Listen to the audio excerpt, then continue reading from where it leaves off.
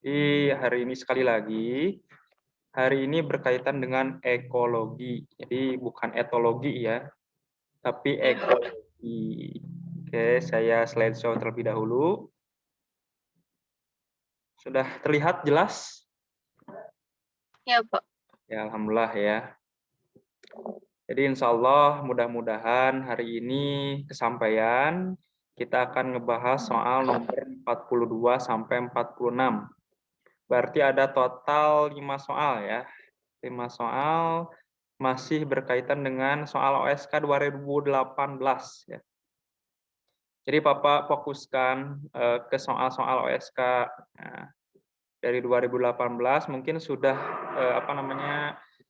sama Ibu Ayu sudah sampai berapa soal kemarin? 2 ya, 2 soal. Ya, baru 2. Soal nggak apa-apa. Nah, Nah ini jadwal. Jadi karena sudah masuk ke intensif ya, Yasmin. Jadi pertemuannya seminggu 2 kali. Oke, kalau Bapak itu megangnya apa aja di sini? Etologi ya, atau biologi perilaku, itu kemudian ekologi, biostematika, dan biosel molekuler. Itu Bapak. Jadi Yasmin nanti gabung sama Wildan dan Kak Arum ya. Oke. Jadi Oke, nanti mulai minggu depan. Jadi mulai minggu depan Yasmin sudah bisa masuk kelas intensif. Jadi pertemuannya tiap hari Senin dan juga hari Kamis. Kalau tiap hari Kamis sama Bu Ayu. Bu Ayu itu berkaitan dengan anatomi fisiologi tumbuhan, anatomi fisiologi hewan, dan genetika evolusi ya. Kalau dulu genetika evolusi itu sama Bapak. Sekarang dipindah ke Bu Ayu. Ya, jadi Bapak hanya megang etologi, ekologi, biostematika, dan biosel molekuler. Itu tiap hari tiap hari Senin, maaf ya. Nanti ada Kamita juga sama Kak Wildan. Terus Mita, Yasmin, sudah nyari lomba-lomba? Belum ya? Kalau lomba baru Kalau saya ikut sih lomba itu apa? apa? Lomba Ramadan Science Oh, apa itu? Ramadan Science ikut. RSS. Kalau ini nanti Bapak share Ya, nih, ada saya lomba juga daftar. unik nih. Tapi deadline-nya itu besok pendaftarannya. Yang seperti Kapan? BIPES kemarin. Kan BIPES kemarin gagal kan? Gak apa-apa jadi bahan pembelajaran ya. Iya. Gak apa-apa jadi bahan pembelajaran. Tapi ada lagi lomba lagi nih. Mungkin Yasmin kalau mau ikut boleh nanti Bapak share ya. Nanti Bapak share lombanya apa. Nanti Bapak share. Ada kedokteran juga. Kalau Yasmin berarti nanti jurusannya mau kedokteran ya? Kemungkinan ya? Iya, Pak, mungkin. Nah, mudah-mudahan masuk kedokteran. Ini juga ada lomba kedokteran nih. Mungkin kalau mau dicoba boleh. Kalau mau biologinya mangga. Tapi ada juga kedokterannya. Lihat Bapak nanti share ke Yasmin nih. Nah, Oke, Pak. ada matematika, biologi, astronomi, kedokteran, sama bahasa Inggris. Tapi deadline pendaftarannya besok nih. Itu boleh daftar lebih dari satu bidang atau hanya boleh satu? Boleh lebih dari satu bidang juga sebenarnya. Kalau online gitu, udah Bapak share di WA, ada tuh. Udah saya share gitu. Itu kalau mau ya, lomba-lomba terus tingkatkan kembali, jangan hanya menunggu OSK. Mungkin OSK belum ada kepastian kapan ya, cuma kita harus siap-siap juga kemungkinan akhir April. Sudah siap ya? Akhir April atau awal Mei ya. Jadi harus dipersiapkan juga dari sekarang. Yasmin, buku pegangan untuk sekarang apa? Olimpiadenya? Campbell punya Campbell jilid berapa aja, Yasmin? Saya ini baca PPT di KBS Oh di ya, Google Classroom aja. nah itu Tapi kalau buku udah belum bagus ada. tuh oleh Bapak tuh. Campbell udah Bapak share semua tuh. Cuma berbahasa Iya, Inggris Pak. yang Campbellnya. Iya, Sudah enggak, dipase-pase Pak. oleh Bapak, cuma yang berbahasa Inggrisnya. Ya makanya di pertemuan KBS Bapak sharingkan juga hal-hal yang masih berkaitan dengan apa namanya, yang ada di Campbell gitu. Cuma, apa namanya, Bapak lebih diarahkannya ini yang berbahasa Indonesia aja ya, kalau di pertemuan KBS. Kalau pendalamannya itu oleh Yasmin, pendalamannya di Oke. materi-materi yang di Campbell itu. Karena jujur untuk OSK ini tidak akan jauh ya, materinya pasti diarahkan ke Campbell, banyaknya di Campbell gitu. Campbell jilid Oke. 1, 2, dan 3 gitu, untuk OSK ya. Cuma nanti kalau misalkan masuknya, mudah-mudahan Yasmin masuk ya, 3 besar OSK di Sukabumi. Biasanya sering masuk tuh. Dulu juga Kak Wildan kan pas kelas 10 masuk tuh. Mudah-mudahan sekarang nih Yasmin. Jadi tiap tahun biasanya masuk tuh OSK. Yasmin harus masuk ya. Nih tantangan besar bagi Yasmin. Bukan harus masuk, tapi ya usahakan. Ya kalau Iya, Bu. misalkan lolos, alhamdulillah. Tapi naudzubillah nggak lolos ya. Mudah-mudahan kita harus optimis dulu. Tuh ya. Iya, Bu. Jadi harus optimis dulu karena ya apa namanya, hasil itu dari usaha ya. Jadi usaha yang emang sungguh-sungguh sekarang tidak akan mengkhianati hasil gitu kan. Gitu. Iya, Bu. Jadi sekali lagi untuk pembagian jadwal dan juga pembagian topik ini boleh dicatat atau nanti juga PPT-nya akan Bapak share di Google Classroom ya. Evolusi itu nanti sama Bu Ayu ya. Tadinya pertemuan hari ini tuh Bapak maunya genetika kan, kemarin etologi yang masih relatif mudah ya. Tadinya hari ini mau masuk ke genetika dan evolusi, tapi ranahnya jadi masuk ke Bu Ayu nih. Jadi mungkin sama Bu Ayu aja nanti ya. Oke, kita masuk ke apa namanya, ke pendahuluan ya. Jadi sebelum ke soal, apa namanya, Bapak tetap ngasih pengantar dulu ya, ngasih pengantar dulu. Mungkin kemarin masih hangat ya. Jadi kelas 10 kemarin di semester 1 itu masih hangat, apa namanya, Bapak sudah menjelaskan, ekosistem ya. Ekosistem itu berarti apa menurut Yasmin setelah belajar kemarin? Kalau ekologi itu ilmunya ya, tapi kalau ekosistem sendiri apa? Itu kayak kumpulan apa namanya? Organis Hubungan organisme apa? organisme kayak gimana ya? Kayak kumpulan organisme yang berinteraksi gitu. Ya, yang berinteraksi dengan lingkungannya ya. Ya, itu dengan lingkungan ya, dengan Ya, lingkungan. eko kan di sini ekologis, berarti ekonya Ya. ekosistem, logisnya logos ya, ilmu pengetahuan. Hmm. Jadi ilmu yang mempelajari kalau digabungkan kan. Ekonya dari ekosistem, logi ya logos itu ilmu pengetahuan. Artinya di sini ya, ilmu yang mempelajari hubungan antar organisme atau dengan lingkungannya. Seperti itu ya. Nah, ekologi juga ini apa namanya, untuk keilmuannya itu banyak sekali nih. Jadi keilmuan dari mulai populasi ya, komunitas sampai ekosistem. Jadi interaksinya ada di cakupan populasi. Populasi itu apa? Kumpulan komunitas. Oh, kumpulan komunitas. Eh, kumpulan. Oh, bukan, kumpulan organisme.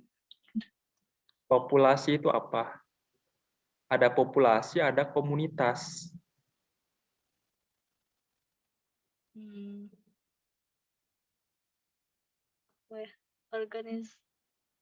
Organisme yang Organisme apa? kumpulan organisme spesies Populasi, spesies. cakupan ekologi itu ya interaksi antar makhluk hidup itu ada cakupannya hanya di populasi atau kumpulan dari individu yang sejenis kan, individu Ya, yang sejenis, sejenis. misalkan apa namanya, adanya kalau di tumbuhan Oryza sativa cuma satu individu, kalau lebih dari 2 individu itu populasi. Ingat ya, jangan sampai salah. Kemudian ada komunitas. Kalau komunitas itu berbeda jenis ya. Ada Oryza sativa mungkin jenisnya, mungkin ada Oryza indica ya atau yang lainnya. Itu berbeda-beda jenis dalam satu lingkungan dan berinteraksi itu Nah, kemudian ada yang cakupannya lebih kompleks lagi, itu ekosistem. Ya. Nah, kemudian kepentingan ekologi bagi manusia juga. Jadi manusia itu sebuah organisme heterotrof paling dominan. Ya, di sini eksploitasi dalam dan pemanfaatan lingkungan atau SDA. Ini apa namanya, pemanfaatan lingkungan oleh manusia yang terlalu berlebih itu, nah ini menurunkan keanekaragaman jenis.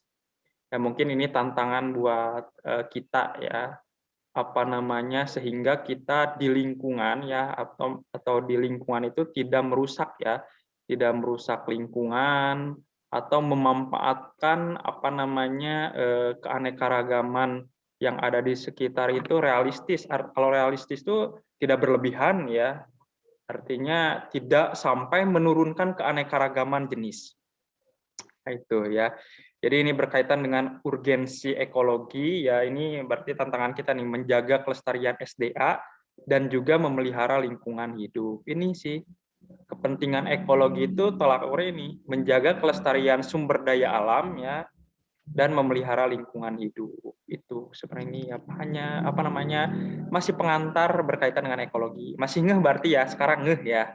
Ekologi itu apa? Jadi udah tahu ya. Jadi jangan sampai melupakan ekologi. Mungkin Bapak akan menekankan apa namanya ke soal-soal nantinya ya. Oke, seperti itu. Ada yang ditanyakan Yasmin? Ntar saya membalas dulu yang UH tadi nih ya. Kalau IPA 2 sudah UH bentar ya. Ada yang ditanyakan santai aja ya. Iya, Pak. So, kalau mau ditanyakan boleh berkaitan dengan ekologi.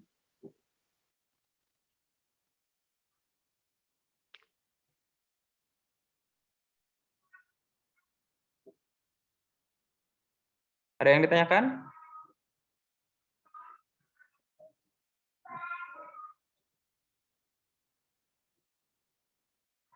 Ada yang ditanyakan? Tidak ada? Ya, kalau tidak ada Bapak lanjutkan ya. Jadi santai aja ya kalau dengan Bapak sekarang. Yasmin ibaratkan Bapak itu teman Yasmin ya. Silakan kalau mau apa namanya diskusi, ada kesulitan belajar, mungkin Bapak bisa ngebantu gitu ya. Silakan ya.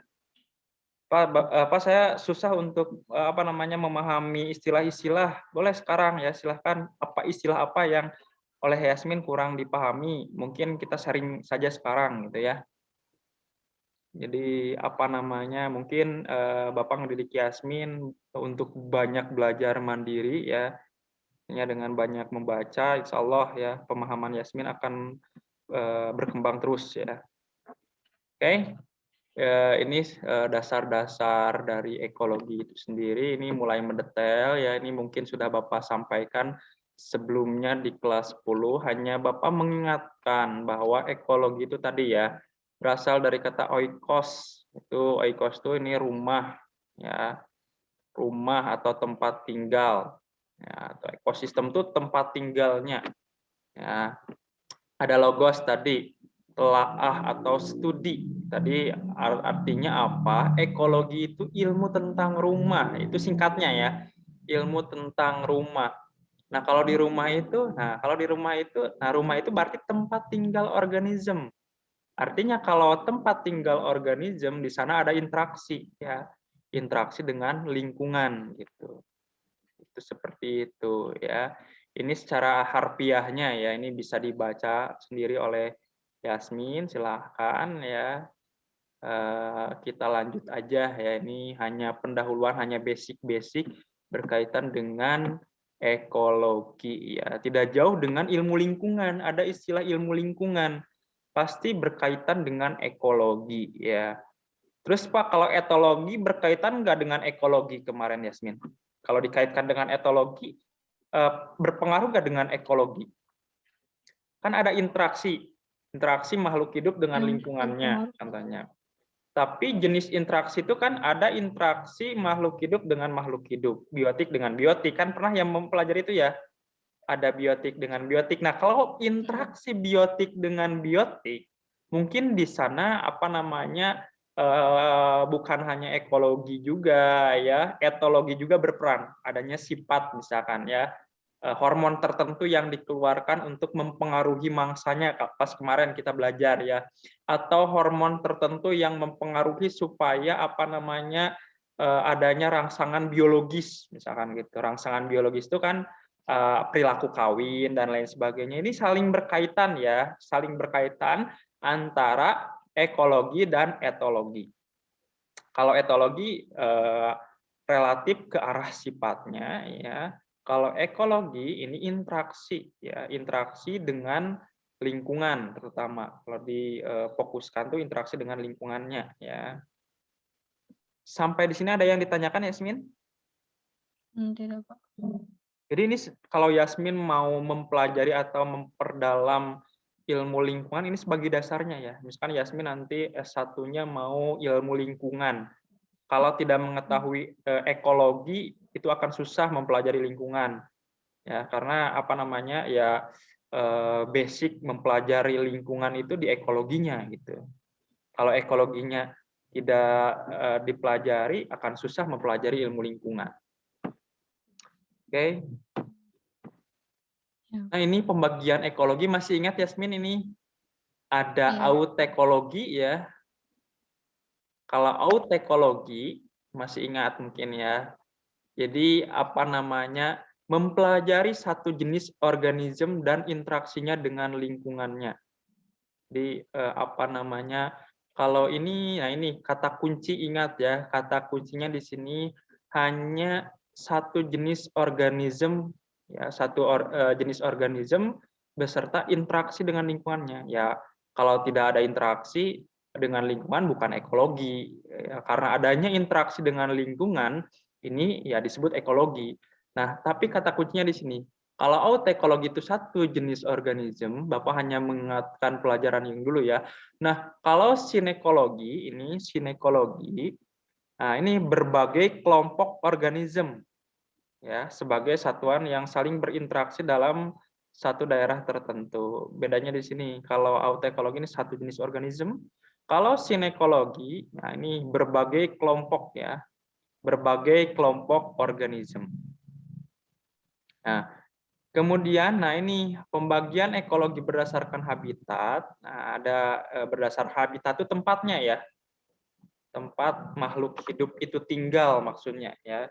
Ada ekologi laut, berarti mempelajari makhluk hidup yang ada di laut ya. Jadi cakupannya ya di laut aja gitu. Adanya ikan-ikan yang ada di laut dengan salinitas yang tinggi biasanya ya. Nah, kemudian ekologi padang rumput, berarti ya fokusan habitatnya di padang rumput gitu ya. Dan ekologi hutan tropika dan lain sebagainya. Nah, kemudian yang selanjutnya ya, pembagian ekologi menurut taksonomi ya. Jadi menurut taksonomi itu ada ekologi tumbuhan ya, jadi cakupannya tumbuhan aja ya. Ada ekologi hewan, ekologi mikroorganisme dan lain-lain. Tuh, paham ya? Kalau ada yang ditanyakan boleh langsung aja. Bapak hanya mengingatkan sekilas-sekilas aja materi-materi yang sudah dipelajari sebelumnya ya. Nah, ini juga sudah dipelajari tingkatan organisasi ya. Dari mulai protoplasma ya. Protoplasma itu semacam cairan ya. Cairan di mana cairan tersebut tempat adanya organel ya atau senyawa-senyawa organik yang kompleks. Biasanya kalau Yasmin nanti mempelajari sel, kalau Bapak kan sudah membahas juga ada sitoplasma ya. Itu masih bagian dari protoplasma. Cairan yang berada di dalam sel itu namanya protoplasma kalau secara keseluruhan kan. Cuma ada yang berada di dalam sel berada di nukleus kan beda-beda. Ada yang berada di dalam sel secara keseluruhan yaitu sitoplasma. Tapi secara umum namanya protoplasma. Dan ini lanjut ke sel. Mungkin MTS sudah mempelajari dulu ya atau SMP ya ini ya. Sel itu satuan dasar organisme, sel-sel nanti kumpulan sel membentuk jaringan ya, kemudian jaringan nanti membentuk organ, sistem organ, dan ini mampu membentuk apa? Organisme nantinya itu ya, organisme atau makhluk hidup. Organisme tadi kata Bapak, organisme lebih dari 2 organisme hadir di tempat dan berinteraksi dengan lingkungannya, itu populasi. Ya ingat, jangan sampai salah membedakan antar populasi dengan komunitas. Ya, kalau komunitas itu apa namanya, kumpulan dari populasi yang berbeda jenis ya. Tadi yang berbeda jenis. Jadi terdapat di suatu tempat, beda-beda jenisnya, itu namanya komunitas. Nah, kalau satu kesatuan utuh organisme dan lingkungannya saling mempengaruhi, itu ekosistem. Lebih dari 2 atau 3 ekosistem itu masuknya biosfer. Tuh, silahkan dibaca-baca ulang Yasmin ya. Ini belum ke soal, nggak apa-apa, belum ke soal. Karena selanjutnya soal atau bukan ya, masih belum ya. Ini hanya sekilas-sekilas ada. Nah, pembagian ekosistem itu ada berdasarkan makanan kan. Kemarin ada komponen autotropik ya. Kalau komponen autotropik berarti yang mampu menyediakan makanan sendiri, artinya bisa membuat makanan sendiri. Contohnya apa, ada yang tahu? Tumbuhan, yaitu autotropik ya. Kalau bakteri ada yang autotropik juga nggak? Ada ya. Ada bakteri yang autotrofik, yaitu kemarin sudah dipelajari ya. Ada kemoautotropik, ada fotoautotropik kalau di bakteri ya. Nah, kemudian ada komponen heterotropik itu yang tidak bisa membuat makanan sendiri. Artinya di sini organismenya hanya memanfaatkan bahan organik ya dari organisme lain ya. Dan ini berdasarkan fungsional, ada aliran energi ya, aliran energi apa namanya, rantai makanan, pola keanekaragaman, daur makanan, perkembangan, pengendalian. Ini beberapa sudah dipelajari di kelas 10 ya. Aliran energi ya, dari produsen ke konsumen 1, konsumen 2 ya. Itu sampai membentuk piramida biasanya ini ya. Piramida silahkan dipelajari lagi Yasmin ya, itu sudah di kelas 10 semester 1. Dan ada rantai makanan. Kalau satu arah itu namanya rantai makanan ya. Kalau lebih dari satu arah, ada 2 atau 3 arah misalkan, dan bercabang-cabang, itu namanya apa? Ada masih ingat? Apa tuh namanya? Ini A ke B contohnya ya. A ke B, Apa tuh? A ke C ya. Jaring-jaring, Ya, maka jaring-jaring. makanan. Ya, aduh, lupa-lupa ingat nih ya. Itu kalau Iya. jaring-jaring makanan lebih dari apa namanya? Lebih dari satu rantai ya. Jadi ada 2 atau 3 rantai yang saling makan-memakan ya. Itu namanya rantai makanan. Pola keanekaragaman dalam waktu dan ruang. Ini juga mungkin nanti bisa masuk ke soal analisis nih.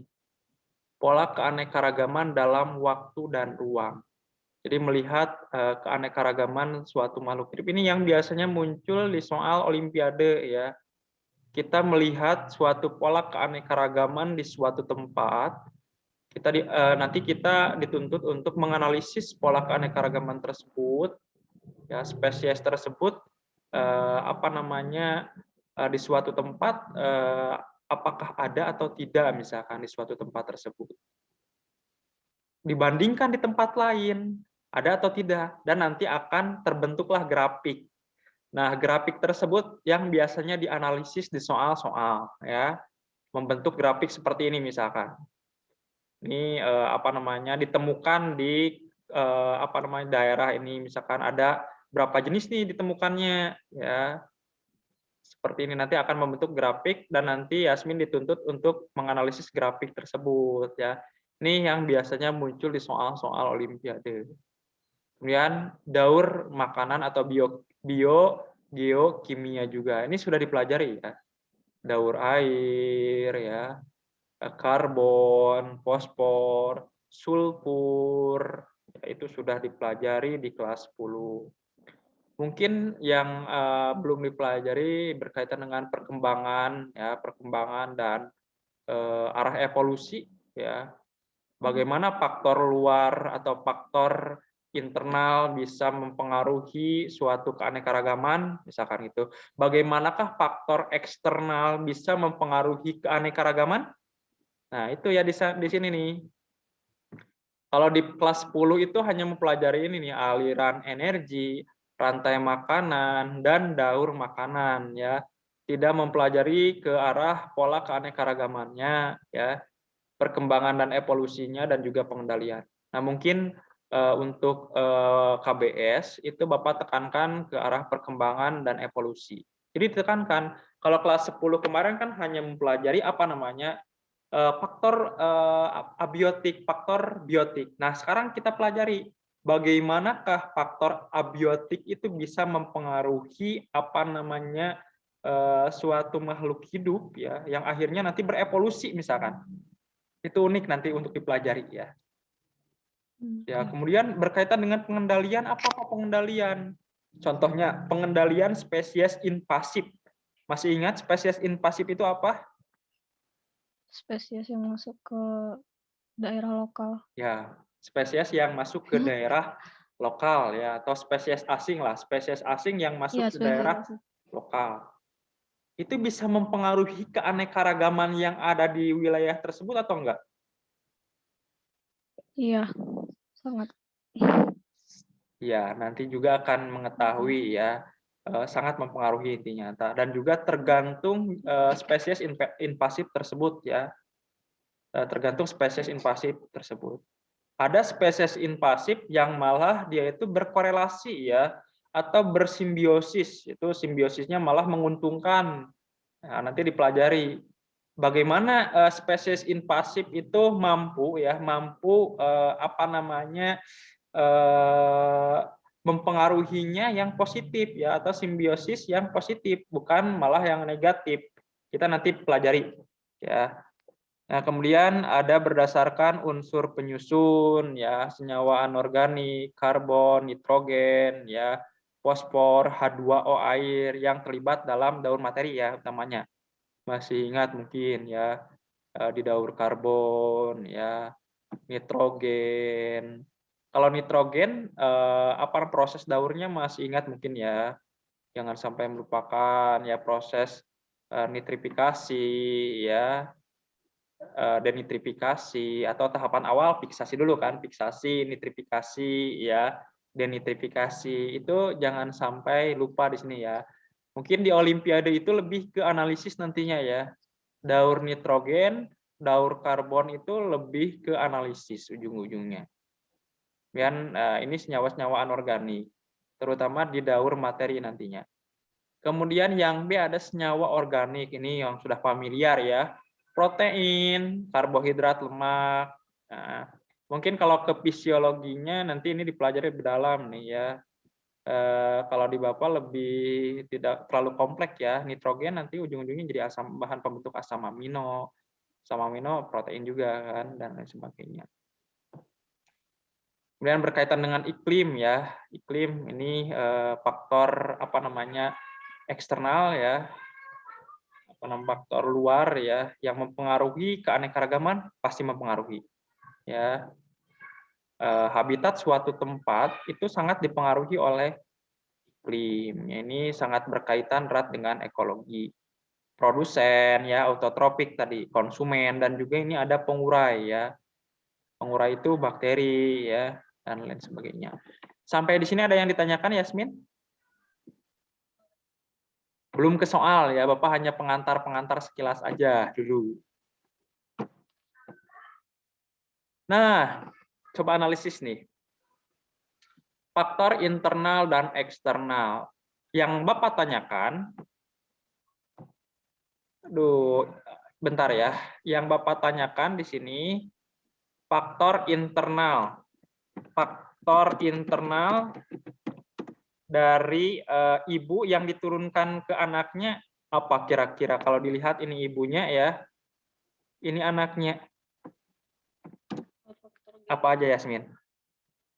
Genetik. Rambutnya diturunkan ke warnanya?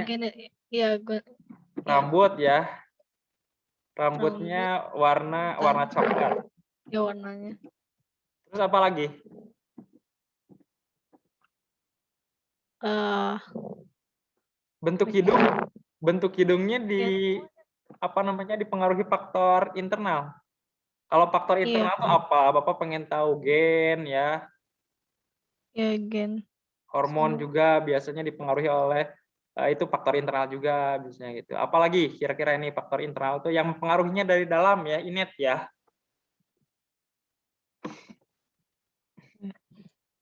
Yang terlihat oleh Yasmin, faktor internal yang diturunkan ke anaknya. Perilaku. Bentuk hidung ya.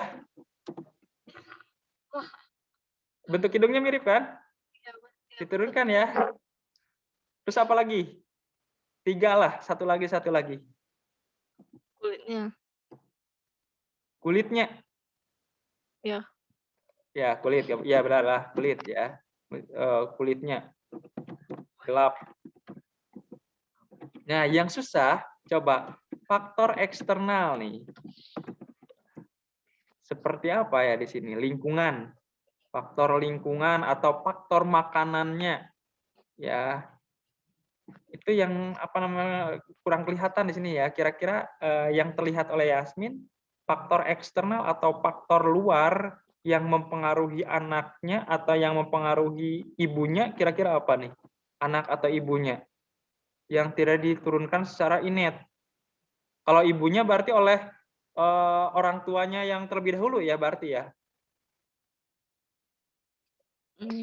Faktor eksternal ya, suhunya yang ekstrim misalkan ya, suhu ekstrim di daerah tersebut itu kan eksternal juga kan. iya. Kira-kira yang terlihat oleh Yasmin apa ya di sini ya? Makanan. Coba sama-sama analisis. Ya, menurut saya makanannya. Ya gak apa-apa, ayo kita analisis bareng-bareng. Faktor eksternal, kalau faktor internal sudah jelas gampang ya di sini ya. Satu aja, faktor eksternal yang mempengaruhi bagian tubuh dari monyet ini yang nantinya itu berkembang dari faktor eksternal gitu. Kalau Bapak gini, bentuk gigi setuju gak? Nanti mungkin ini dianalisis oleh Yasmin ya. Bentuk gigi mungkin tergantung makanannya kan. Makanan kan faktor luar kan, makanan yang masuk. Nanti dianalisis. Nanti kaitannya ini dengan soal loh. Bentar ya. Contohnya bentuk gigi ya. Atau bentuk giginya makanan yang masuk misalkan ya, makanan yang masuk kalau tadi ini harus kaitannya dengan evolusi ya. Makanan yang masuk misalkan ya pas awal masuknya itu biji-bijian ya, 500 tahun kemudian atau 1 juta tahun kemudian berubah, biji-bijiannya tidak ada misalkan ya, malah jadinya pisang kan, sekarang pisang mungkin lebih dianalisis jadinya berubah ya, berubah bentuk giginya, mungkin nanti dianalisis ke arah sana ya. Faktor eksternal, jadi faktor eksternal bisa mempengaruhi ya, tapi ujung-ujungnya kaitan dengan evolusi ya, agak lumayan ribet juga kalau kaitannya ke arah evolusi di sini ya. Nah, sampai di sini ada yang ditanyakan Yasmin itu mungkin ya. Nah, ini nih ya. Soal soal OSK tahun 2018 nomor 42 yang masih berkaitan dengan yang barusan ya. Ada faktor internal, ada faktor eksternal. Di sini boleh dibacakan oleh Yasmin soalnya.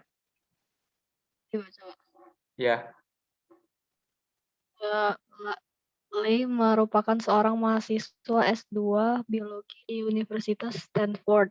Ya. Untuk mendapatkan gelar master, ia melakukan penelitian dengan burung finch Geospiza fortis di Ya. Pulau Daphne Major, Kepulauan Galapagos.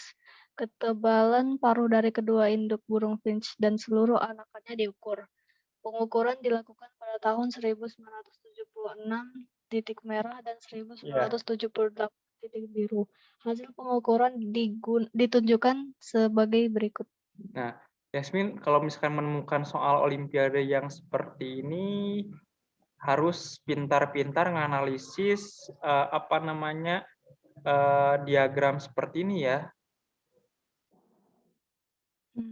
Paham nggak diagram seperti ininya apa? Nah, ini tadi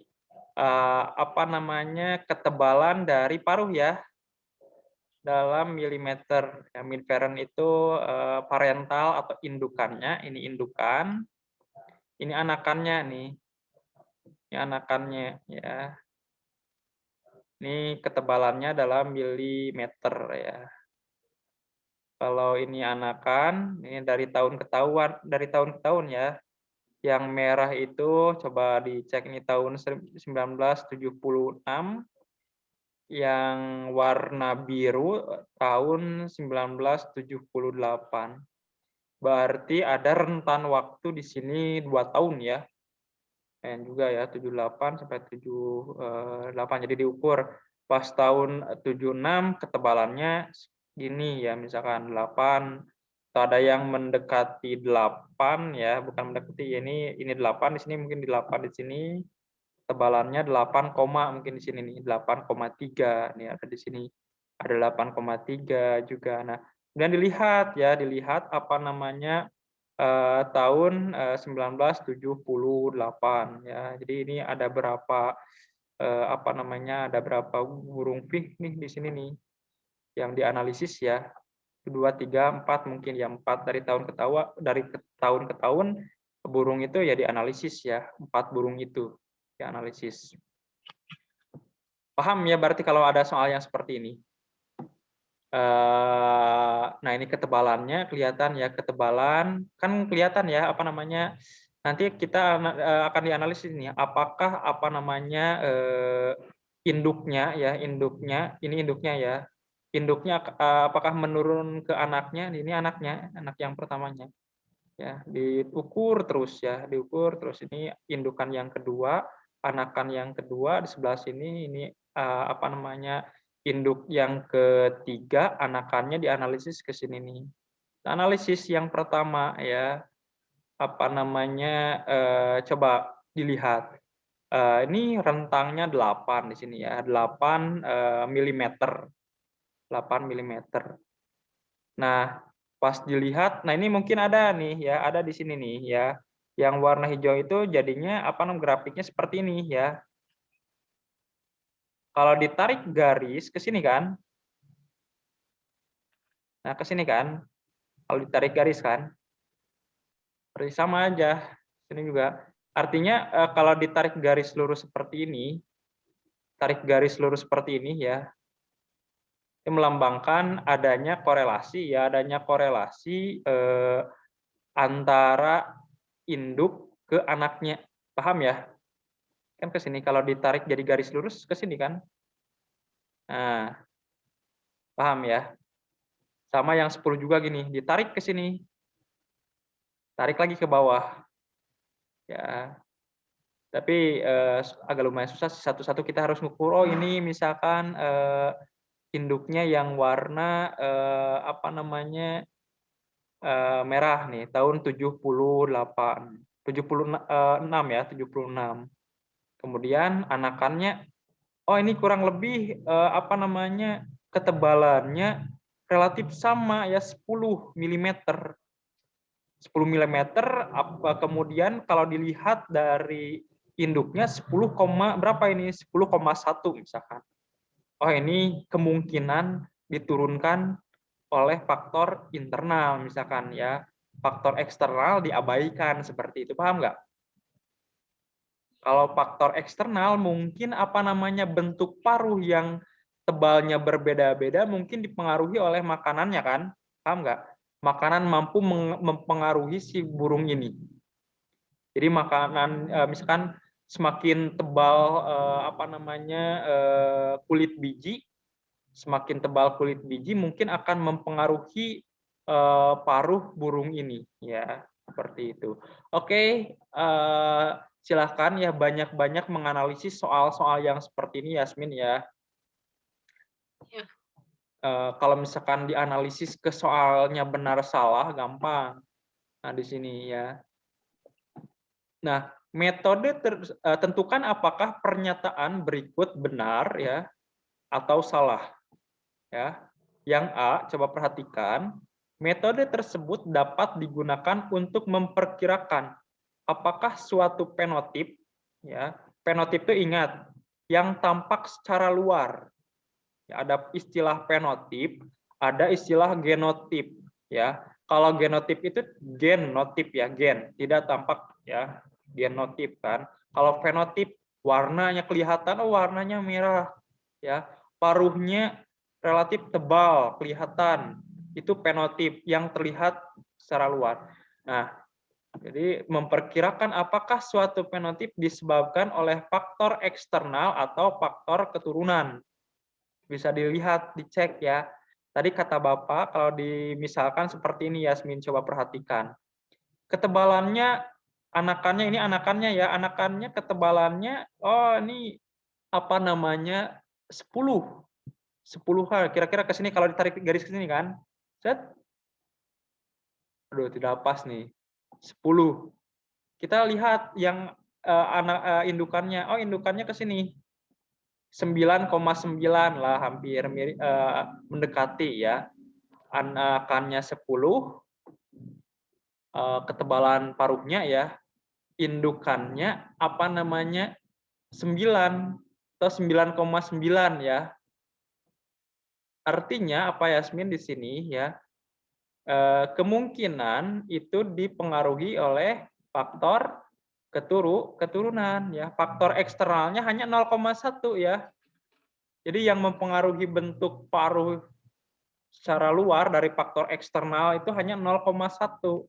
Jadi yang lebih dominan itu faktor tadi internal ya, atau faktor keturunan. Ini benar jawabannya ya. Artinya lihat dulu grafiknya ya. Lihat dulu grafiknya. Ini si pembuat grafik ini sudah apa namanya, sudah memperjelas, coba lihat. Ini sudah memperjelas kan? Adanya garis ya. Nah, adanya garis ya. Kalau misalkan melihat titik kan agak lumayan susah ya. Kalau melihat garis tadi kata Bapak tinggal di apa namanya, tarik garis. Tarik garis ke sini ya. Garis lurus ya dari anakan, tarik. Kemudian tarik ke bawah, ke indukannya, ke bawah ya. Sini. Mungkin ini apa namanya, dari sini ya. Dari sini ke sini agak lumayan lebar nih misalkan ya, jauh ya. Tapi kalau misalkan melihat yang lain itu relatif sama ya. Ke sini tarik garis ke sini ya, tuh kan. Yang 9 nih mirip garis lurus munculnya. Paham sampai di sini Yasmin? Paham ya? Iya, Pak. Iya, Pak. Nah, kita cek yang B. Tadi yang A katanya apa namanya, benar ya. Kita masuk ke B. Mungkin kalau soal-soal apa namanya, ekologi seperti ini ya, banyaknya Yasmin dituntut untuk analisis diagram ya. Diagram tersebut mungkin nanti dipersusah juga ya, bukan seperti ini kan. Ini lumayan relatif gampang ya. Nanti ada yang lebih susah lagi ya. Garisnya mungkin nanti bergelombang ya, itu agak lumayan susah juga. Kalau garis lurus relatif lebih mudah. Ketebalan paruh pada apa ini vortis ini ya, G-vortis ini lebih banyak dipengaruhi oleh faktor genetik daripada faktor lingkungan. Benar atau salah nih?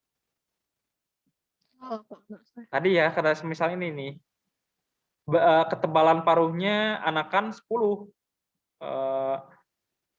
Kemudian ketebalan indukannya 9,9. Oh, ini lebih banyak dipengaruhi oleh faktor genetik. Kalau faktor lingkungan ini hanya 0,1. Kalau Yasmin berargumen 0,1 itu faktor internal atau keturunan, itu salah ya. Karena faktor internal itu biasanya lebih dominan ya. Faktor keturunan itu lebih dominan dibandingkan dengan faktor lingkungan ya, atau faktor eksternal ya. Sampai di sini ada yang ditanyakan Yasmin? Kemudian ini benar berarti ya. Jadi genetik, ingat genetik ya apa namanya lebih dominan di sini ya dibandingkan lingkungan. Oke. Yang C, coba perhatikan peningkatan ketebalan paruh rata-rata populasi G. fortis pada tahun 1978 dapat disebabkan karena kekeringan. Benar atau salah ya? 1978. Ya, ini apa namanya relatif sama ya. Ketebalannya sini sama juga nih ya. Ketebalannya sama ya. Ini relatif lebih tebal. Sama dari tahun ke tahun ini relatif lebih lebih tebal juga ya. Kenapa coba? Itu disebabkan karena faktor kekeringan atau enggak? Ini agak lumayan susah juga harus dianalisis ya. Peningkatan ketebalan paruh rata-rata populasi. Ya. Ketebalan paruh rata-rata populasi, kalau ini dirata-ratain nanti ya, ini harus dirata-ratain.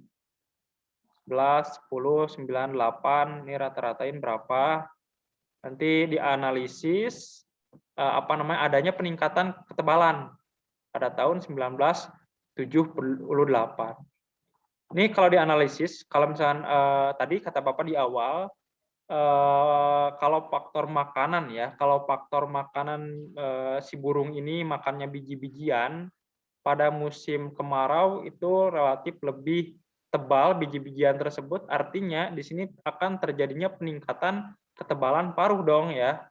Kalau misalkan apa namanya biji tersebut memiliki apa namanya kulit biji yang relatif lebih tebal pada waktu musim kering, tapi harus dianalisis ya, apakah pada waktu musim kering ini apa namanya biji-bijian memiliki kulit yang relatif lebih tebal, gitu kan?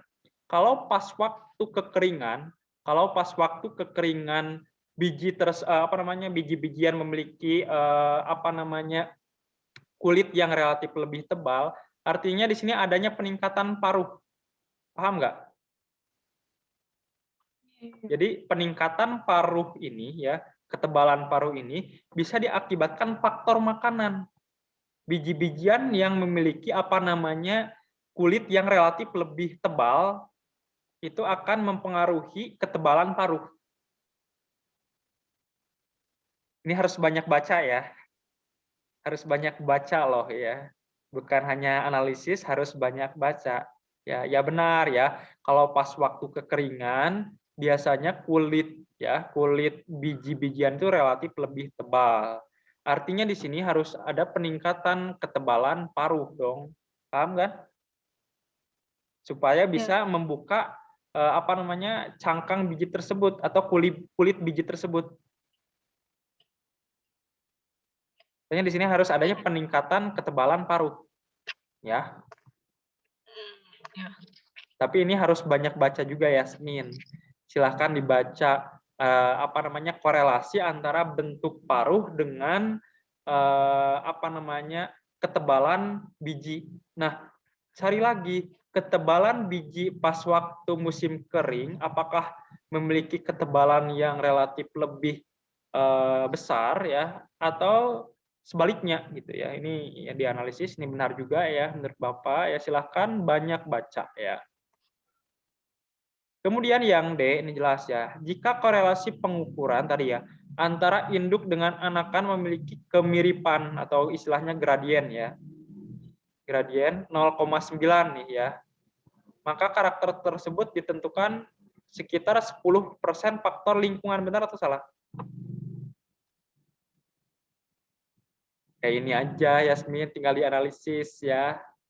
Kalau dari 10, ini 99 kali 100%, persentase aja ya. Kalau ini apa namanya 100%, kemudian ini 99%, ya. Artinya ada 1% ya. 1% dari lingkungan.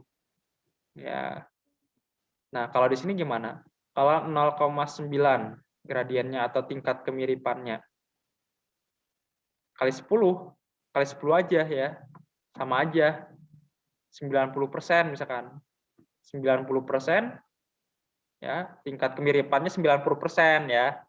Kan ini kalau dianalisis ke sini coba Yasmin. Ini 10, ini 9,9, berarti tingkat kemiripannya berapa persen? 90% kan? Paham kan? Kalau misalkan indukannya ketebalannya 9,9 ya, kemudian anakannya ketebalannya 10, artinya tingkat kemiripannya hampir 90%. Kalau didesimalkan 0,9 kan? Paham ya? Nah, karakter tersebut ditentukan, nah berarti ya dari 90% berarti hanya 10% dari lingkungan gitu. Paham ya? Jadi ini dianalisis dari sini kan, oh 90 nih ya, atau 100, atau 10 sama aja 10, kemudian ketebalannya 10, apa namanya, anakannya, indukannya 9,9. Oh itu tingkat kemiripannya hampir 99% misalkan ya. Artinya hanya 1% dari lingkungan gitu. Diutak-atik aja di sini. Kalau gradiennya Pak, kalau gradiennya 0,8 berarti hanya 20% dari lingkungan gitu. Seperti itu ya. Ini satu soal juga akan memakan waktu yang lumayan lama. Kita sampai jam berapa sekarang nih? Masih lama ya, santai aja ya. Nanti rekamannya akan Bapak share ya. Kemudian masih soal OSK tahun 2018 ya, nomor 43 ya. Yuk kita diskusikan ya. Yasmin kalau mau menjawab boleh silakan. Langsung aja ya. 43 coba perhatikan, silakan baca lagi Yasmin. Diketahui sebuah spesies yang bereproduksi secara seksual dan berkromosom diploid hidup dalam suatu habitat. Karena keterbatasan sumber daya untuk bertahan hidup, spesies ini berpindah ke area di mana sumber daya banyak dan dalam proses tersebut mereka terbagi menjadi dua populasi, X dan Y. Ya. Alel A tiba-tiba muncul dalam salah satu individu populasi X. Jika alel ini dapat juga ditemukan dalam populasi Y, tentukan apakah pernyataan berikut benar atau salah. Jangan dulu ke pernyataan. Kalau dari redaksinya paham Yasmin?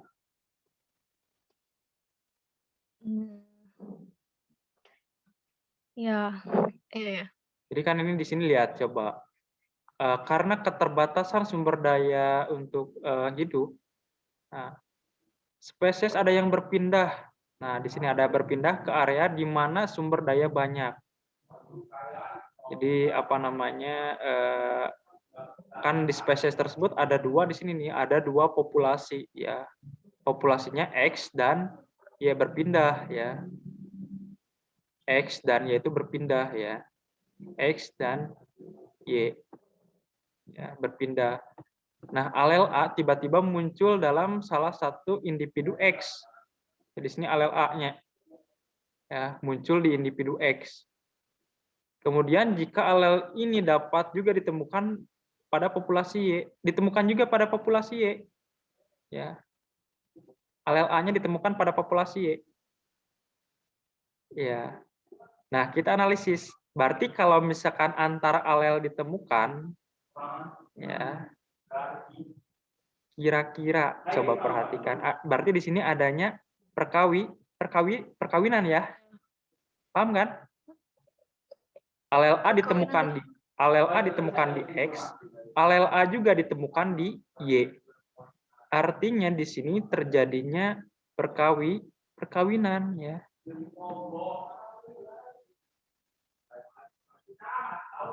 Paham ya? Ngerti gak? Karena ada alel A ditemukan di X juga, ditemukan di Y juga. Kalau ditemukan di A dan X, itu kemungkinan terjadinya apa? Terjadinya perkawinan ya. Alel A tiba-tiba muncul ya dalam salah satu individu populasi X, ya. Jika alel ini juga dapat ditemukan dalam populasi Y juga kan itu, ya. Jadi ditemukan ya alel A-nya ditemukan di X, alel A ditemukan di Y juga. Ya. Coba langsung perhatikan ke yang A ya. Populasi X dan Y tak pernah bertemu dalam area geografis yang sama. Coba perhatikan. Kalau ditemukan alel A di X, alel A di Y juga, coba perhatikan. Mustahil nggak tak pernah bertemu?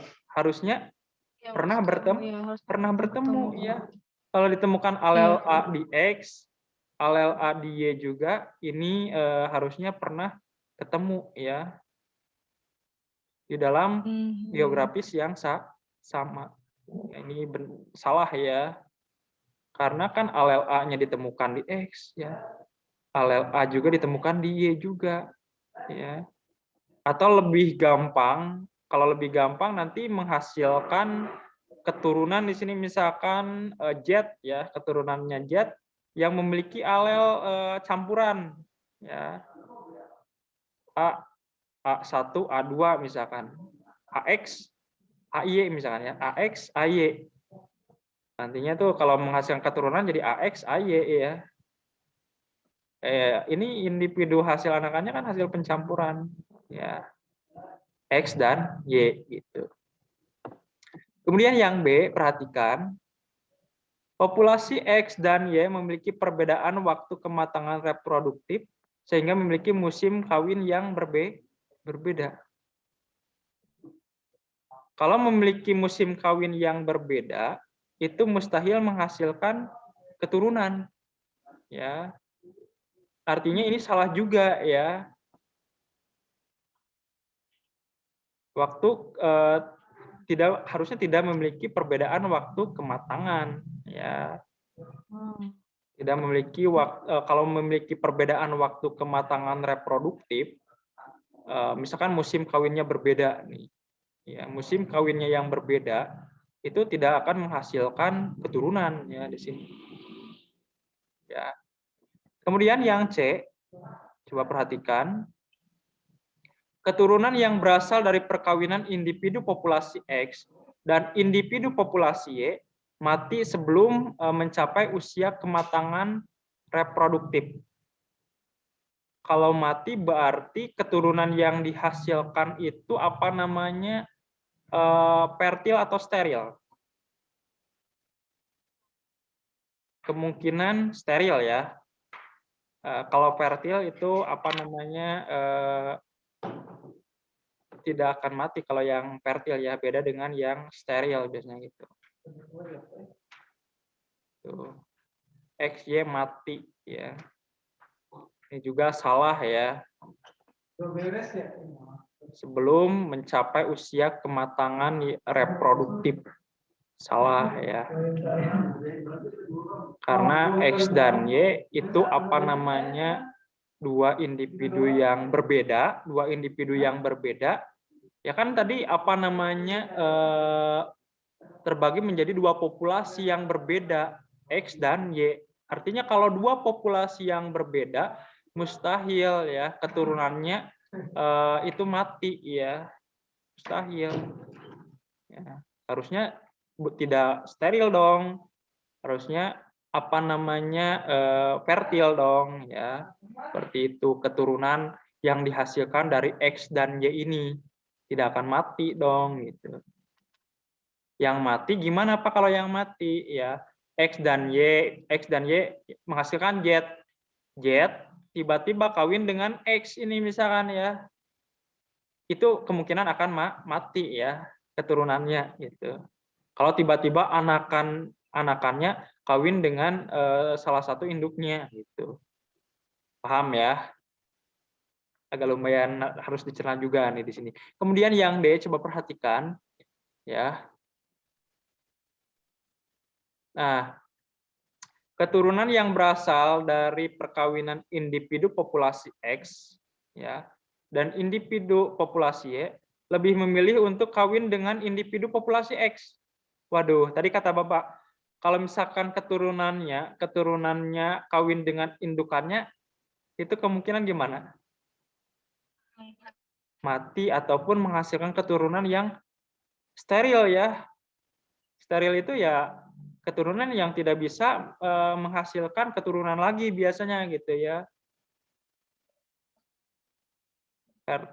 Steril itu ya. Paham sampai di sini? Paham ya, Yasmin ya? Ini keturunan dari X ini, keturunan ini Z ini kawin dengan X atau kawin dengan Y, ya apa namanya tidak bisa ya seperti itu. Oke, paham ya?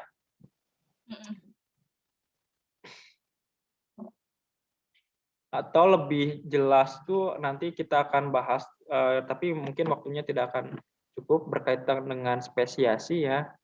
Ini mungkin cakupannya ke arah apa namanya nanti ke genetika ya spesiasi ini. Artinya kalau adanya pembentukan spesies baru yang dipengaruhi oleh faktor-faktor tertentu ini.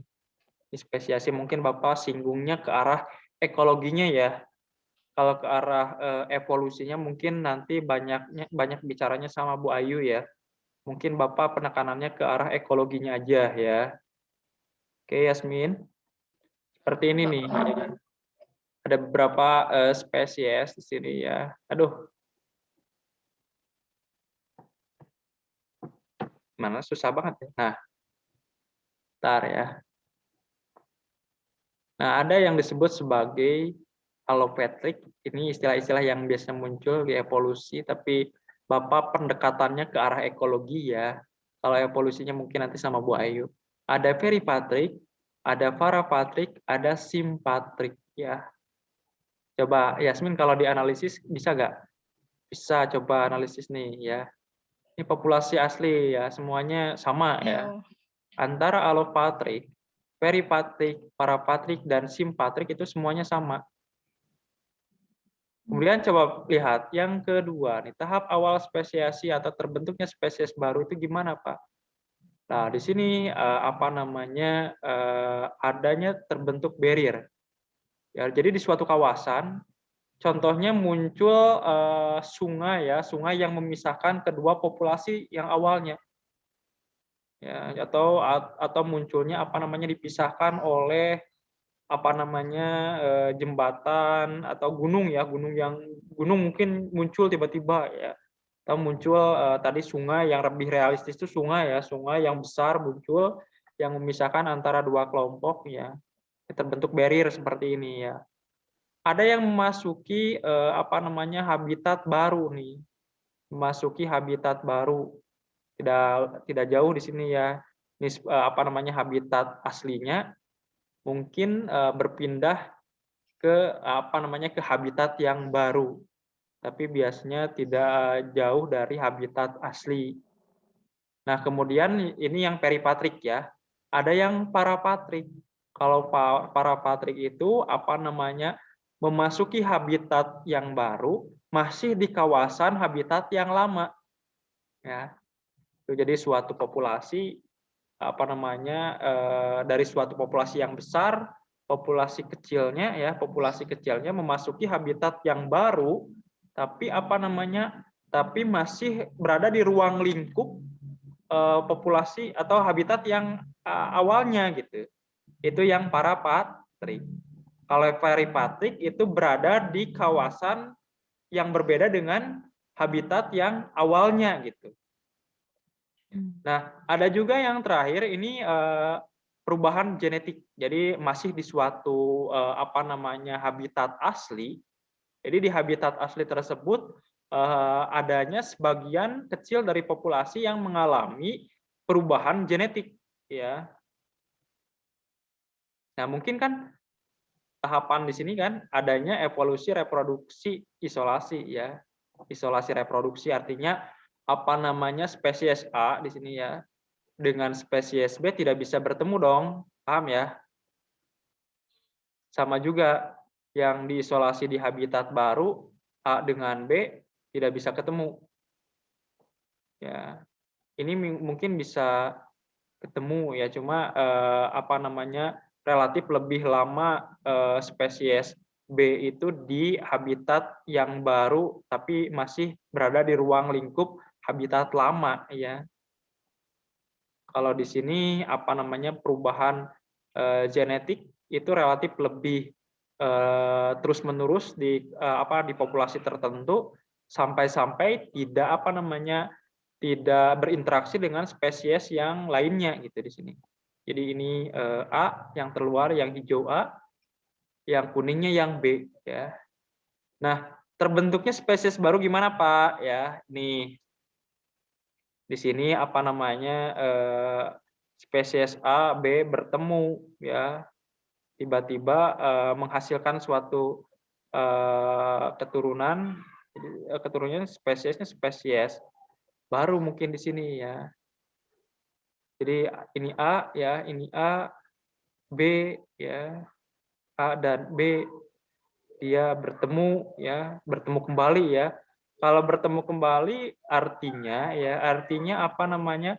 Karena sudah terisolasi awalnya, karena sudah terisolasi ya, kemungkinan pas ketemu dia mampu menghasilkan keturunan yang fertil atau steril. Tadi masih balik yang tadi. Fertil ya, yang mampu menghasilkan keturunan kembali.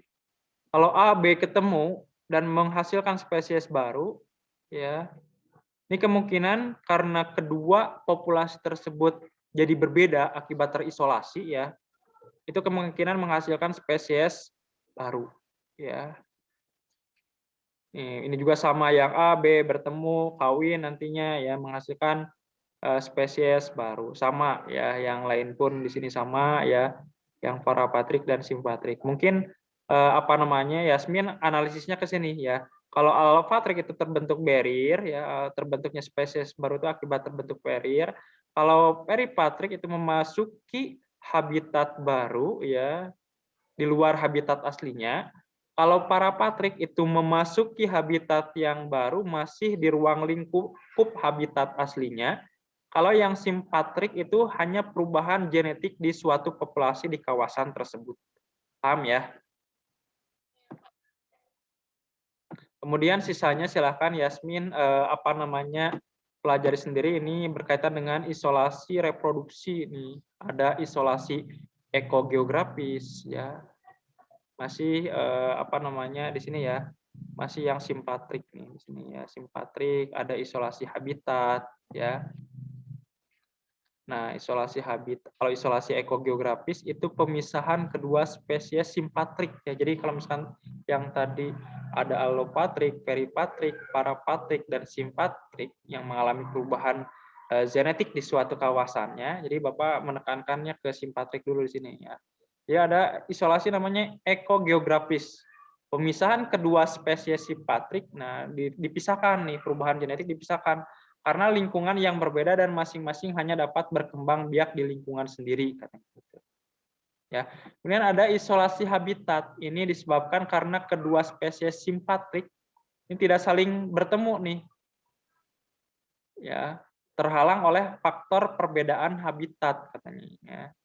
Jadi ini yang namanya isolasi habitat. Ya. Kemudian ada isolasi musim tadi yang sudah hampir mirip dengan di soal ya. Terjadi karena dua spesies simpatrik yang tidak dapat melakukan perkawinan karena memiliki musim kawin yang berbeda. Gitu. Tadi ya sama ya dengan soal yang analisis yang tadi. Jadi ada contohnya ini di Pinus radiata dan Pinus muricata ya.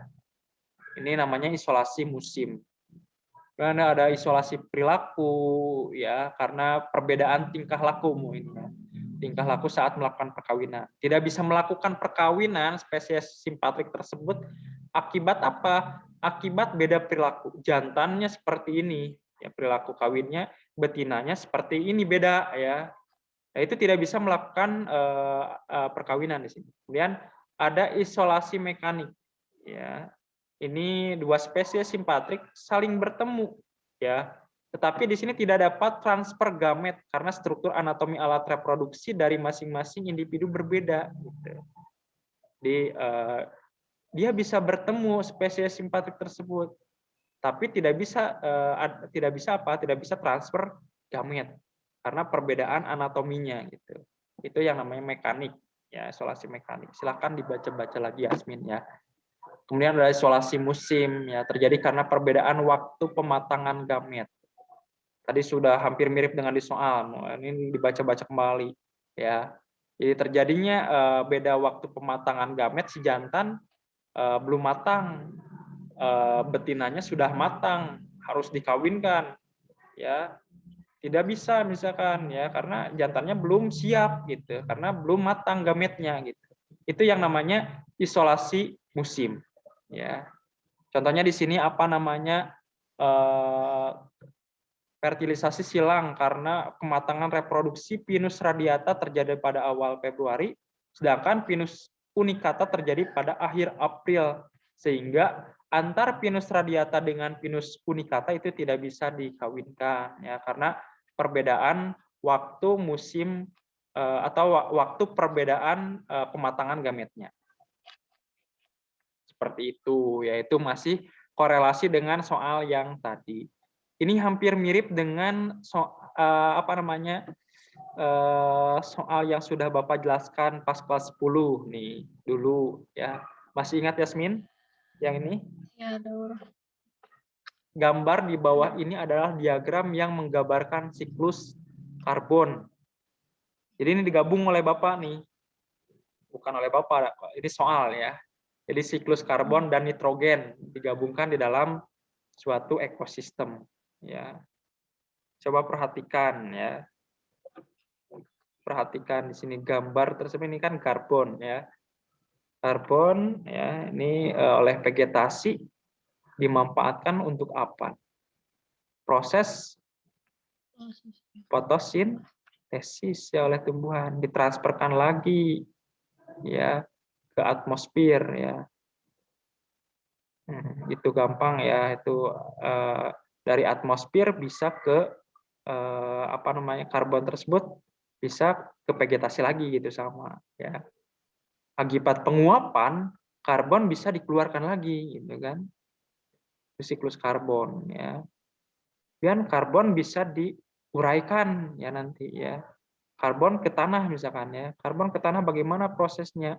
Nanti kalau misalkan adanya pembusukan ya, adanya pembusukan makhluk hidup, ujung-ujungnya karbon juga gitu kan. Karbon lama-kelamaan di bumi tersimpan di bawah tanah itu bisa jadi mineral gitu kan, seperti itu.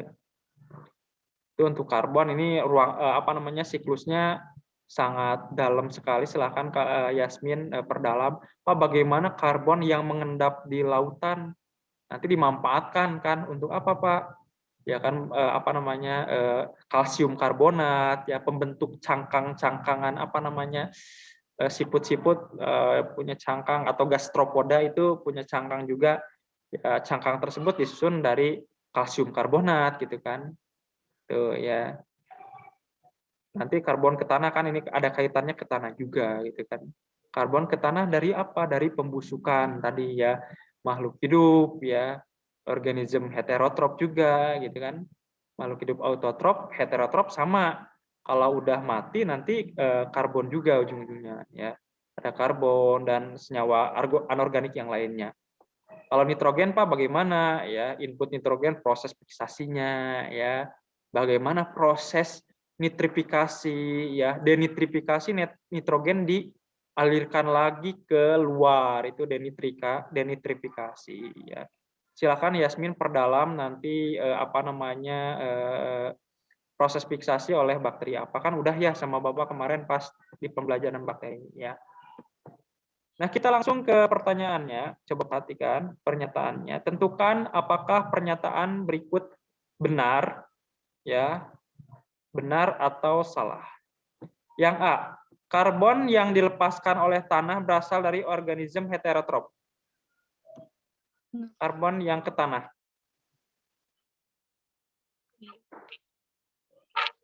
Benar atau salah? Ya, benar, Pak. Iya kan? Jadi organisme yang yang mati ya, itu kan nanti akan ke tanah juga kan? Ujung-ujungnya menjadi karbon gitu kan. Paham kan, ini sangat gampang sekali, bukan hanya organisme heterotrop kata Bapak, organisme yang autotrop juga ya, kalau misalkan dilepaskan ke tanah itu menghasilkan karbon juga ya. Kemudian yang B, coba perhatikan. Tanah di daerah tropis mengandung lebih banyak nutrien dibanding tanah di daerah temperate. Di daerah dingin ya, temperate tuh. Coba ini analisis loh. Benar atau salah? Kalau di daerah tropis identik dengan apa? Keanekaragaman yang tinggi kan? Ya. Ya, coba perhatikan. Kata kuncinya, di daerah tropis itu memiliki keanekaragaman yang sangat tinggi. Dengan keanekaragaman yang sangat tinggi, kira-kira penyerapan nutrisi dari lingkungan itu relatif lebih tinggi juga dan juga membutuhkan atau enggak? Sedikit atau enggak nih? Kan tadi kata kuncinya ya, di daerah tropis itu memiliki keanekaragaman yang sangat tinggi. Contohnya tumbuhannya aja ya. Tumbuhan di daerah tropis memiliki keanekaragaman yang sangat tinggi. Nah, kemudian dianalisis di tanahnya tersebut mengandung lebih banyak nutrien enggak? Tidak ya. Meskipun banyak itu nanti akan cepat ya, akan cepat diserap oleh tumbuhan tersebut. Kan tadi keanekaragamannya tinggi. Dengan keanekaragaman yang sangat tinggi, artinya penyerapan penyerapan nutrien dalam tanah relatif tinggi juga. Artinya di kawasan tersebut sangat membutuhkan nutrien yang ada di dalam tanah, Pak. Dalam tanah kan? Paham ya? Oh ya Pak, saya kira tumbuhannya bukan tanahnya. Iya kan, di tanahnya dia di Oh, sini lihat iya mengandung lebih Pak. banyak nutrien di tanahnya. Tapi kan dengan keanekaragaman yang sangat, coba nih, keanekaragaman yang sangat tinggi artinya membutuhkan makanan yang tinggi pula dong ya. Iya, Contohnya di suatu kawasan iya, iya. banyak penduduk, artinya penduduk tersebut membutuhkan makanan dong. Iya, iya. Gitu. Artinya makanan tersebut akan cepat dimakan oleh makhluk hidup tersebut dong. Gitu. Harusnya lebih sedikit dibandingkan tanah di daerah dingin ya, yang relatif lebih keanekaragamannya sedikit ya.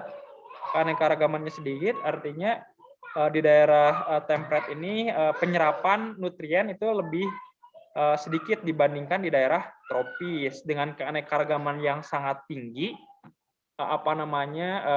Kebutuhan nutrien juga sangat tinggi sehingga sehingga di dalam tanah itu relatif lebih sedikit nutrien karena penyerapan oleh tumbuhannya relatif lebih tinggi. Paham ya? Iya, Pak. Salah ya? Aduh. Yang B salah ya. Kemudian yang C, coba perhatikan. Karbon dari atmosfer di sini ya, karbon dari atmosfer digunakan oleh tumbuhan untuk menyusun biomasa. Coba proses fotosintesis, aduh yang masih sederhana, analisis ke sana ya.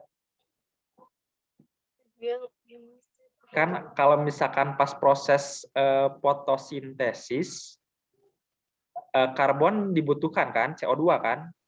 Iya. Kemudian hasilnya apa?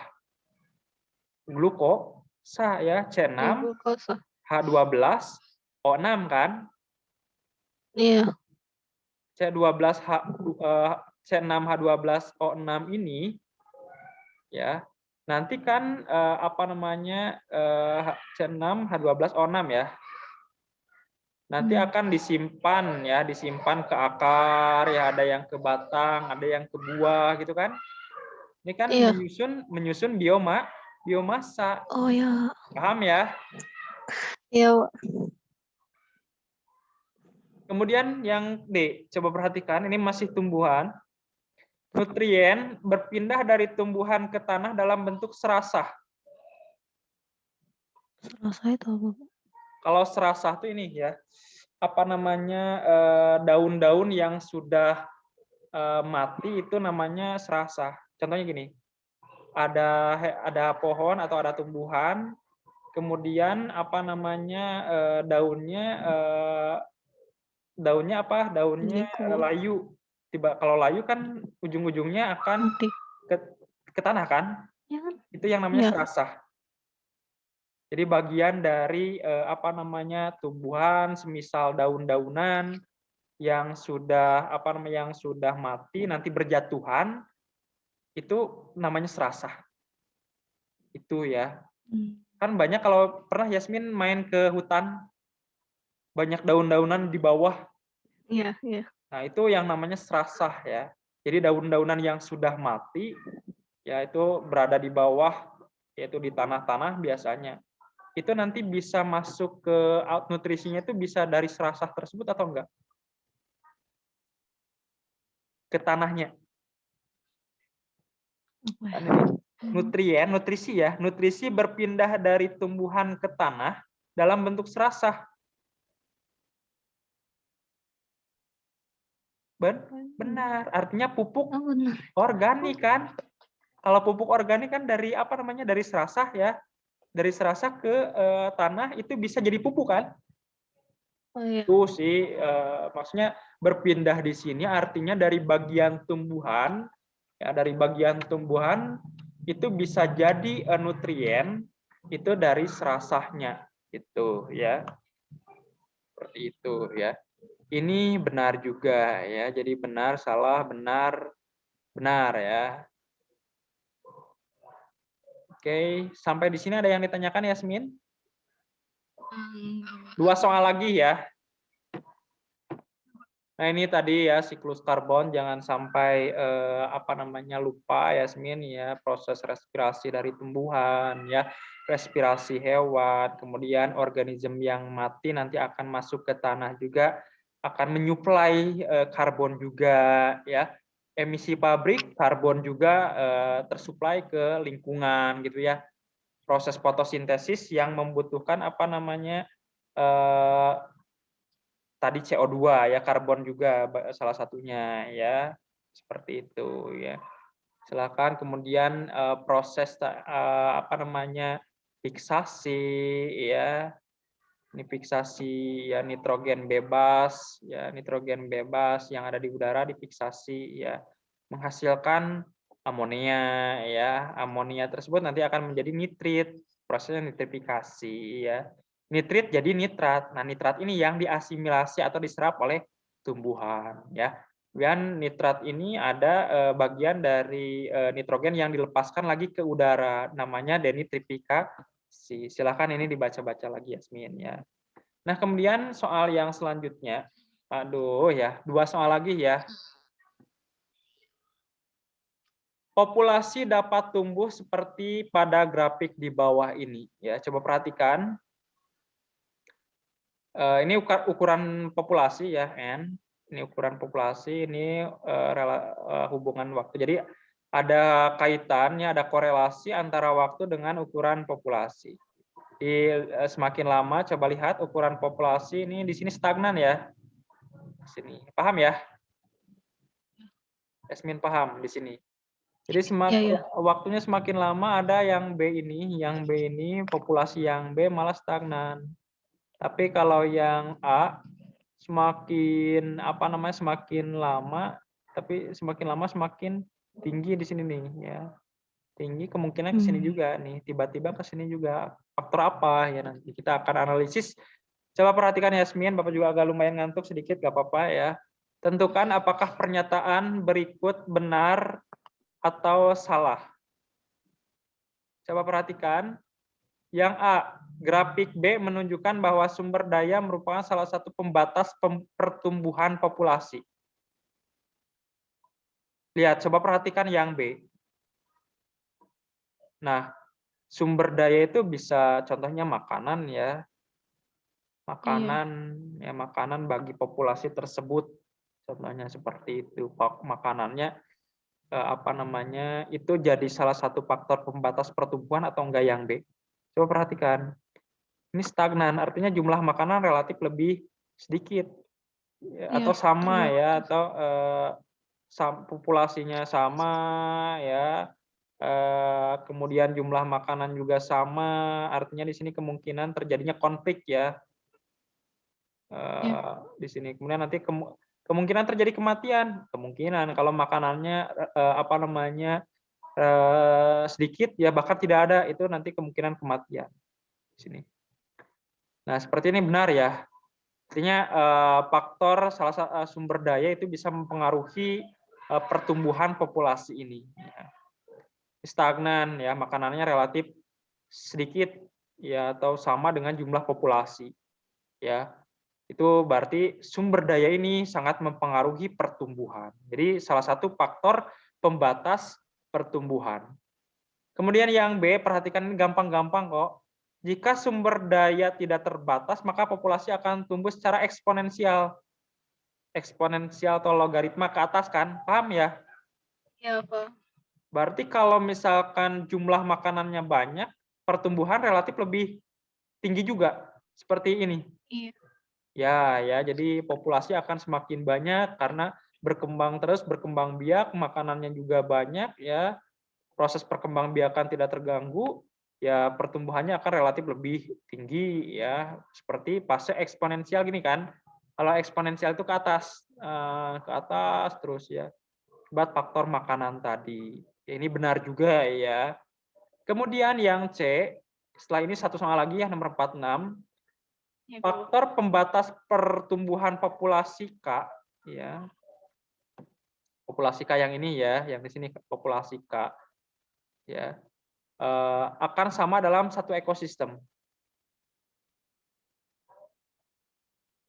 Sama semua di dalam suatu ekosistem, faktor pembatasnya itu aja misalkan. Berbeda ya, tergantung jenis organismenya, seperti itu ya. Jadi kalau organisme tertentu faktor pembatasnya A, belum tentu ya di populasi B itu sama dengan di populasi yang A, gitu, paham ya? Itu faktor pembatas pertumbuhan itu tidak variasi ya. Di dalam suatu ekosistem, ingat Yasmin, itu variasi, tidak akan sama ya. Suatu makhluk hidup A mungkin rentan terhadap kondisi tertentu ya, sumber daya tertentu ya. Tapi untuk populasi B itu kemungkinan bisa bertahan gitu ya. Bahkan bisa berkembang biak gitu. Itu Yasmin ya. Iya, Ini Pak. salah ya. Kemudian yang D, ini masih hangat Yasmin kemarin nih.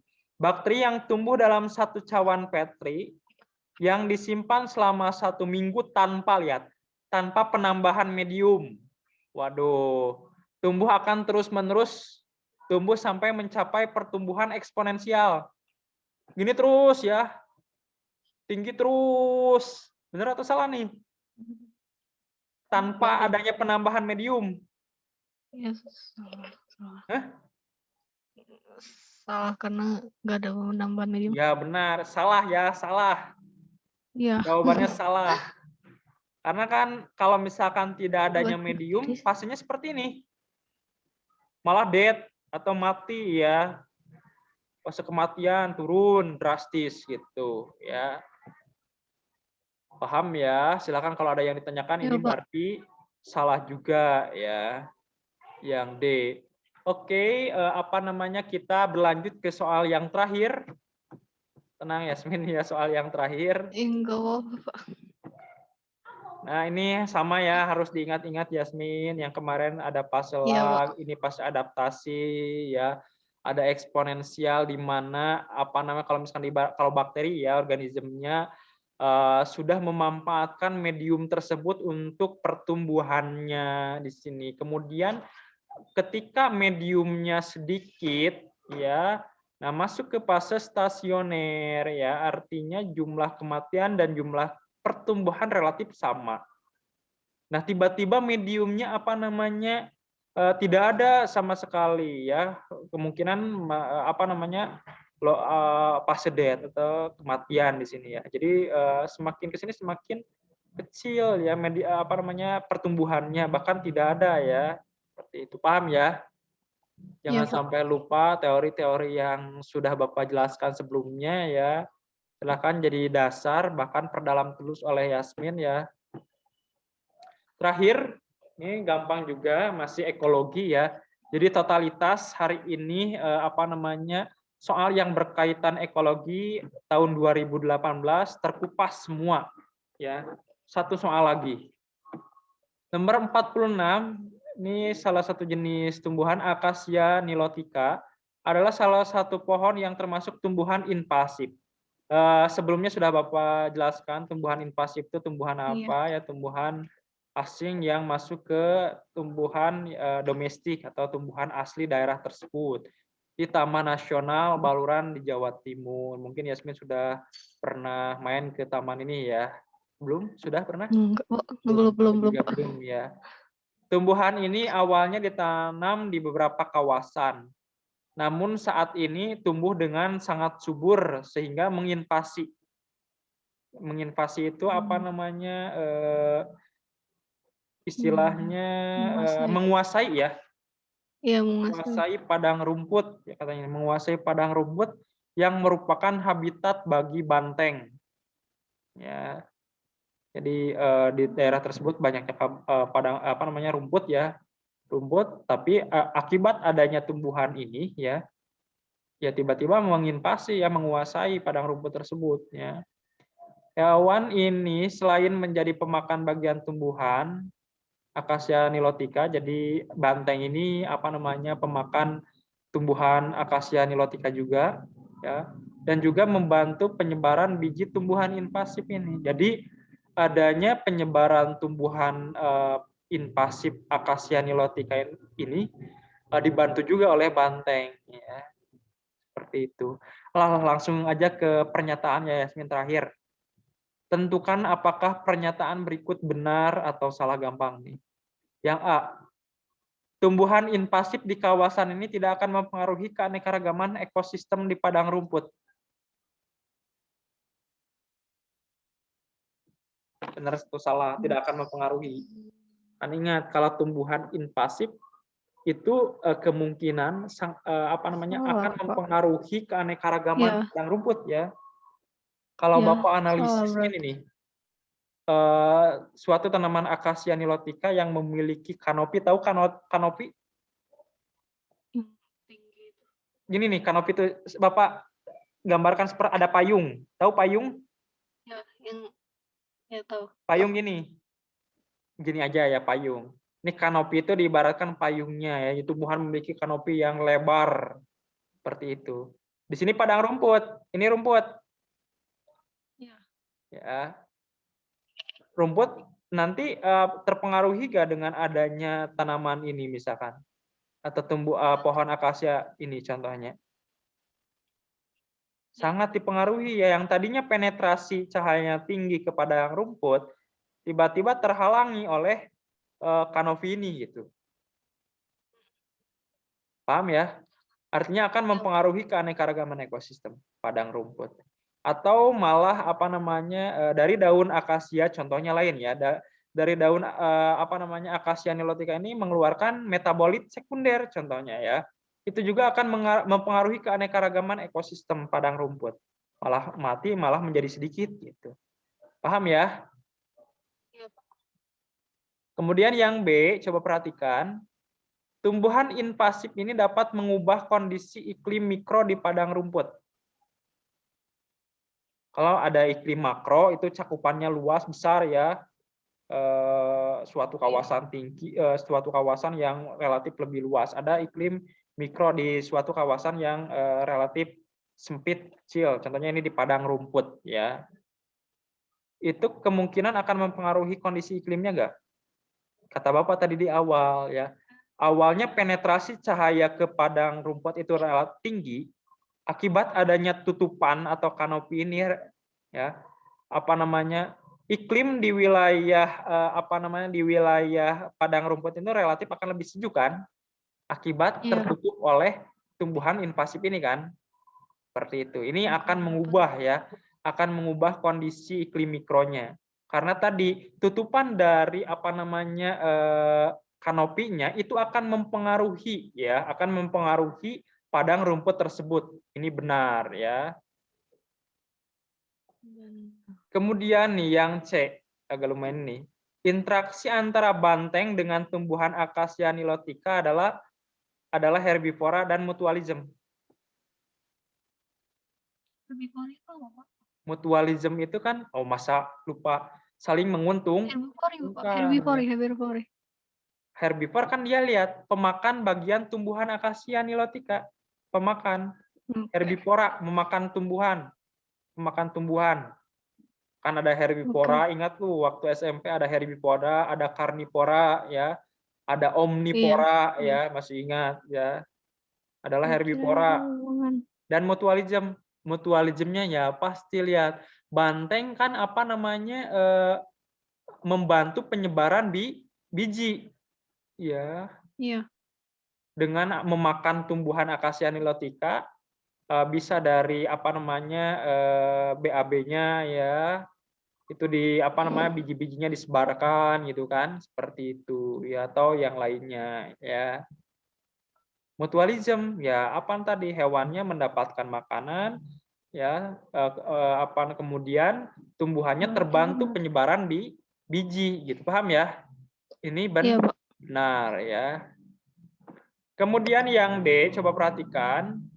Acacia nilotica merupakan tumbuhan yang memiliki toleransi tinggi terhadap intensitas cahaya yang tinggi. Tadi ingat, di padang rumput itu memiliki intensitas cahaya yang sangat tinggi langsung kan? Cahaya langsung. Iya. Artinya apa namanya, secara tidak langsung, Acacia nilotica itu mampu bertoleransi, bertahan di wilayah dengan intensitas cahaya yang sangat tinggi. Artinya pernyataan yang D ini benar gitu. Benar. Sampai di sini ada yang ditanyakan, Yasmin? Sudah beres waktunya? Iya Pak, sudah ngerti. Ya tunggu Pak, yang A itu salah. Tidak akan mempengaruhi. Oh salah ya harusnya. Aduh, yang A itu salah ya, bukan benar. Tumbuhan invasif ini tidak akan mempengaruhi, harusnya mempengaruhi. Salah ya ini ya. Ya gitu ya, yang A itu salah, bukan benar. Oke Yasmin, kalau ada yang ditanyakan boleh langsung via WA aja ya. Chat Bapak, karena waktunya sekarang udah sore. Mudah-mudahan bermanfaat. Alhamdulillah ya untuk ekologi untuk tahun yang 2018 alhamdulillah sudah selesai. Mungkin nanti masuk ke apa namanya etologi, ekologi dan biostematika ya.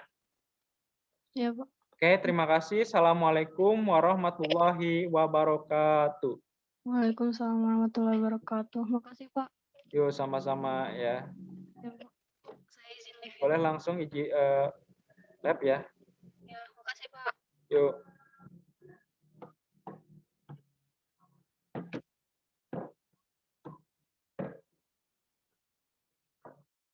Terus.